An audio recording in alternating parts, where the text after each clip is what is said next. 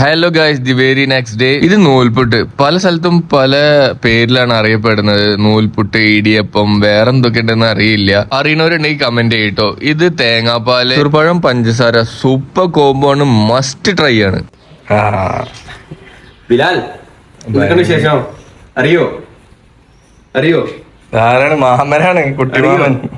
ഇത് നദീം, നമ്മളുടെ ചങ്ക് കസിനാട്ടോ. ആള് ഭയങ്കര അറ്റാച്ച്ഡ് ആണ് നമ്മളായിട്ട് എല്ലാരായിട്ടും. ആള് സെറ്റിൽഡ് ഇൻ ബാംഗ്ലൂരാണ്. ഇനി നമുക്ക് ഫുഡ് കഴിക്കല്ലേ? ഇന്ന് ഉച്ചക്ക് എന്താന്ന് പറയാ, നല്ല മട്ട റൈസ്, ചെമ്മീൻ റോസ്റ്റും ഈ പരിപ്പ് കുറുക്കിയിട്ട് കറി വെക്കൂലേ, അതും. അങ്ങനെ പിന്നെ നമ്മളൊരു ഫ്രണ്ട് ഉണ്ട്, എന്റെ കസിന്. അത് നീയല്ലേ?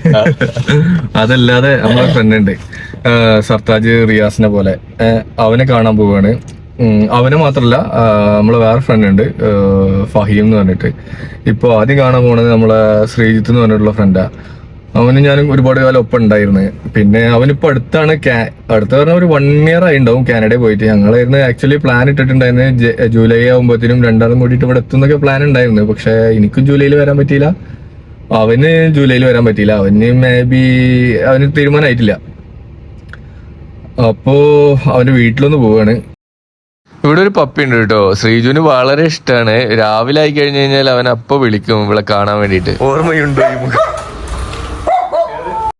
ശ്രീജു എണീറ്റ് കഴിഞ്ഞാൽ കുറച്ചു നേരം വീഡിയോ കോൾ ചെയ്യും. പിന്നെ ഞാനും അച്ഛനും നദീമും കൂടിയിട്ട് പിങ്ക് ലേഡി എന്ന് പറഞ്ഞ ജിമ്മിൽ പോയിട്ടോ. അമ്മ അവിടെയാണുള്ളത്. അമ്മ ജിമ്മിൽ പോയത് കാൽമുട്ട് വേദന ആയിട്ടാണ്. കുറെ മരുന്ന് കാര്യങ്ങളൊക്കെ പരീക്ഷിച്ചു നോക്കി. ഇപ്പൊ ജിമ്മിൽ പോയപ്പോ നല്ല ആശ്വാസം ഉണ്ടെന്ന്. അമ്മ അച്ഛനും അടിപൊളി വൈബാണ് കേട്ടോ. ഇത് ഫഹീം, എന്റെ ഒപ്പം എഞ്ചിനീയറിംഗ് പഠിച്ച കേട്ടോ. ഞങ്ങൾ ക്ലാസ്സിൽ തന്നെ 1 of the brilliant സ്റ്റുഡന്റ്. പിന്നെ എന്റെ ഒപ്പം ഖത്തറിലും ഉണ്ടായിരുന്നു. ഞങ്ങൾക്കൊരു സ്റ്റാർട്ടപ്പ് ഒക്കെ ഉണ്ടായിരുന്നു.